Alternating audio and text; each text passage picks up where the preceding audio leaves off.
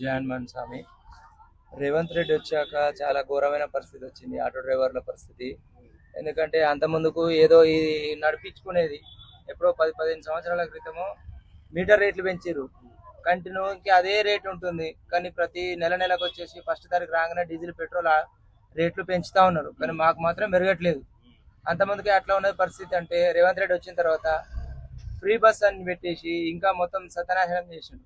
అందులో ఓలా ఊబరు బైక్లు తీసిరు, వాటి వల్ల చాలా ఎఫెక్ట్ పడ్డది. ప్లస్ ఈ లేడీస్ కి ఫ్రీ బస్సులు పెట్టి ఇంకా ఇబ్బంది అవుతుంది.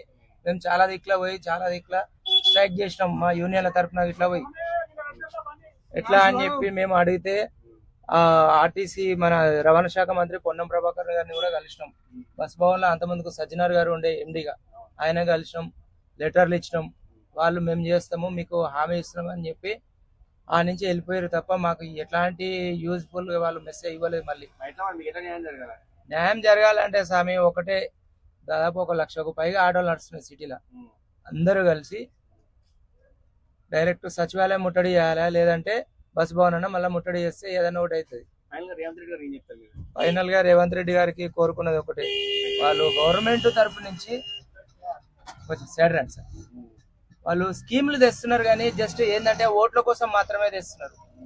ఒక స్కీమ్ తెచ్చినామంటే అది లైఫ్ టైం ఉండాలి, మనిషికి బతికేటట్టు చూపెట్టాలా. కానీ అప్పటి మందమే ఏదో 3 పూటలా తిన్నామా, సైలెంట్ గా ఉన్నామా, తెల్లారినాక మళ్ళీ భిక్షం ఎత్తుకునేటట్టు చేస్తున్నారు వాళ్ళు. ఏ గవర్నమెంట్ వచ్చినా సరే పబ్లిక్ ని పరిశాన్ చేస్తున్నారు తప్ప లైఫ్ టైం ఒక స్టూడెంట్స్ కి మంచి ఏదైనా స్కిల్స్ ఉన్న నైపుణ్యం ఉన్నటువంటి కోర్సులు పెట్టాలి. అట్లా చదువు అయిపోగానే మీ దగ్గర చూసుకుంటే రేవంత్ రెడ్డి పరిపాలన మీకు మంచిగా అనిపిస్తుంది, ఆటో వాళ్ళకి కేసీఆర్ పరిపాలన మంచిగా అనిపించింది. దాని వల్ల చూసుకుంటే స్వామి కేసీఆర్ దే చాలా బాగుండే.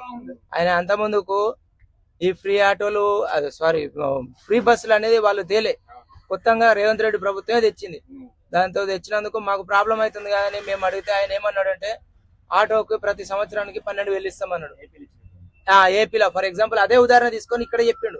దాని వల్ల బెనిఫిట్ ఏం లాభం స్వామి? ఆటో వాళ్ళకు నెలకు 12,000, సంవత్సరానికి 12,000 అంటే నెలకు 1,000 రూపాయలు. నెలకు 1,000 రూపాయలు అంటే రోజు 30 రూపాయలు. ఆయన మా ఖర్చు కావా? రోజు 30 రూపాయలు బయటకు వెళ్తే మనకే మినిమం 100-150 రూపాయలు ఖర్చు అయితే జేబు ఖర్చులే. ఇక వీళ్ళు ఇవ్వాల్సిన అవసరం ఏమున్నది? మాకు అవసరమే లేదు.